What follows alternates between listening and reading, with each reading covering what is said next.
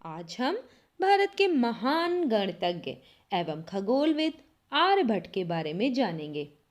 आर्यभट्ट गुप्त काल, जिसे कि हम स्वर्ण युग के नाम से जानते हैं, के समय के महान गणितज्ञ व ज्योतिषविद थे।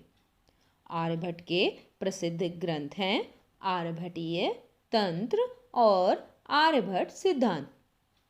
आर्यभट्टीय, जो कि आर्यभट्ट का सबसे प्रसिद्ध ग्रंथ है, श्लोकों के रूप में लिखा गया है, जिसमें मात्र 123 श्लोक हैं। लेकिन ये 123 श्लोक गागर में सागर के समान हैं।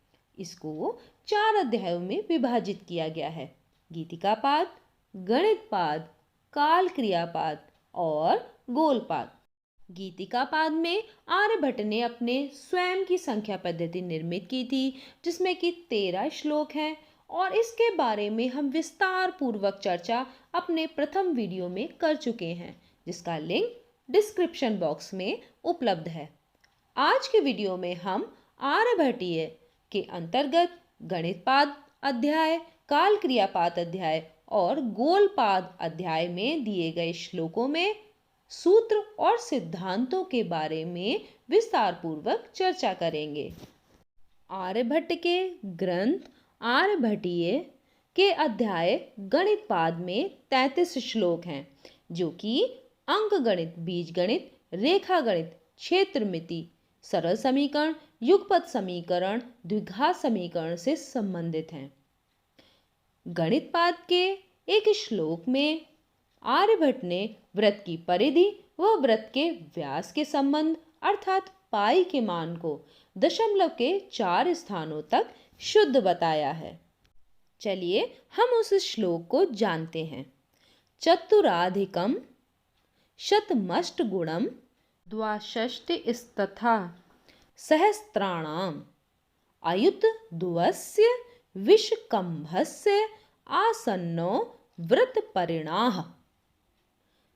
इस श्लोक की पहली पंक्ति का मतलब है चतुराधिकम माने 4 अधिक, शत माने 100, 100 से 4 अधिक कितना हुआ?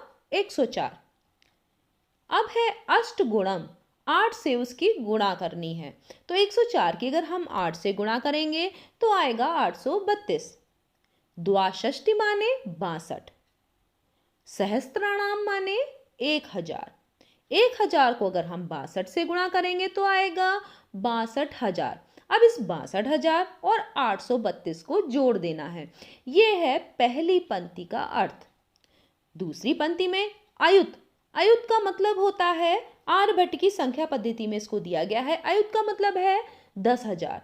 द्वा माने होता है 2, अगर हम 10,000 को 2 से गुणा करें तो होगा 20,000। पहली व दूसरी पंक्ति के अनुसार हम वृत्त की परिधि व व्यास में संबंध इस प्रकार ज्ञात कर सकते हैं। पहली पंक्ति के अनुसार 832 में 62,000 जोड़ना है और उसको दूसरी पंक्ति के अनुसार 20,000 से भाग देना है, और जो भागफल आएगा वो वृत्त की परिधि व व्यास में संबंध अर्थात पाई का मान होगा। इस प्रकार पाई का मान 3.1416 है। आर्यभट्ट ने अपने श्लोक में आसन्नो शब्द का प्रयोग किया है। आसन्नो का मतलब निकट पहुंचना। पाई का यह मान सन्निकट मान है अर्थात अप्रोक्सीमेट वैल्यू। आर्यभट्ट ने यह भी बताया कि यह मान अतुलनीय है अर्थात इर्रेशनल नंबर है या अपरिमेय संख्या है। आइए हम आर्यभट्ट के एक अन्य श्लोक के बारे में जानते हैं। एकम च दशम च शतम च सहस्त्रमयुत नियुते तथा प्रयुतम कोट्यर्बुद च वृंदम स्थानात स्थान 10 गुणम स्यात्। इस श्लोक का मतलब है एकम माने 1, दश माने 10, शत माने 100, सहस्त्र माने 1000, अयुत माने 10,000, नियुत माने 1 लाख, प्रयुत माने 10 लाख, कोटि माने 1 करोड़, अर्बुद माने 10 करोड़, वृंद माने 1 अरब में प्रत्येक स्थान अपने पिछले स्थान का 10 गुणम माने 10 गुना है। आर्यभट्ट ने अपने गणित पाद के श्लोक में त्रिभुज का क्षेत्रफल निकालने का सूत्र भी दिया है। त्रिभुजस्य फल शरीरम समदल कोटि भुजार्ध समवर्गः। अर्थात त्रिभुज का क्षेत्रफल लंब के साथ अर्थात त्रिभुज की ऊंचाई भुजा के आधे अर्थात 1/2 गुणा भुजा के परिणाम के बराबर होता है। जैसा कि हम जानते हैं, त्रिभुज का क्षेत्रफल बराबर 1/2 आधार गुणा ऊंचाई। आर्यभट्टीय के काल क्रियापाद अध्याय में 25 श्लोक हैं। काल क्रियापाद में समय की विभिन्न इकाइयों, किसी दिए गए दिन के लिए ग्रहों की स्थिति का निर्धारण, सप्ताह के दिनों के नामों के साथ 7 दिन का सप्ताह तथा सूर्य ग्रहण व चंद्र ग्रहण क्यों पड़ते हैं तथा कितने समय के पड़ते हैं, ये सभी श्लोकों के माध्यम से बताया गया है। श्लोक के माध्यम से आर्यभट्ट ने अपने जन्म का समय भी बताया है तथा यह भी बताया है कि चैत्र शुक्ल प्रतिपदा से युग, वर्ष, मास और दिवस की गणना प्रारंभ होती है। सूर्य ग्रहण एवं चंद्र ग्रहण के लिए आर्यभट्ट ने बताया कि चंद्रमा जल का, सूर्य अग्नि का तथा पृथ्वी मिट्टी की बनी है तथा छाया अंधकारमय है।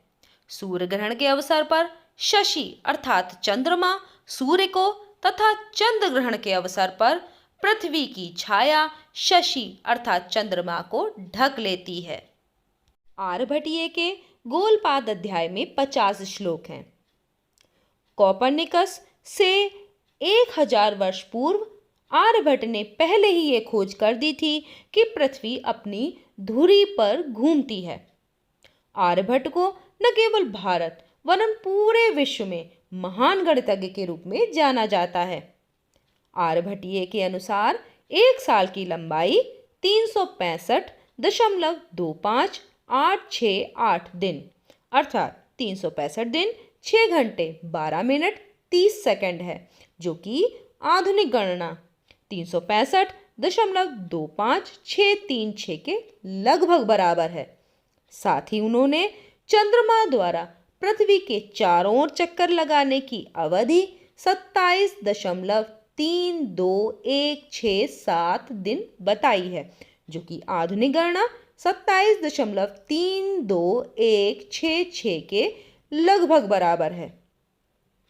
आर्यभट्ट ने स्थानीय मान का ज्ञान दिया। उन्होंने न केवल शून्य का ज्ञान अपितु शब्द आधारित नवीन संख्या पद्धति की खोज की। आर्यभट्ट को सम्मान देने के लिए भारत ने पहले उपग्रह का नाम आर्यभट्ट रखा, जिसे 19 अप्रैल 1975 को अंतरिक्ष में छोड़ा गया। आपको यह जानकारी कैसी लगी अवश्य बताइएगा। धन्यवाद।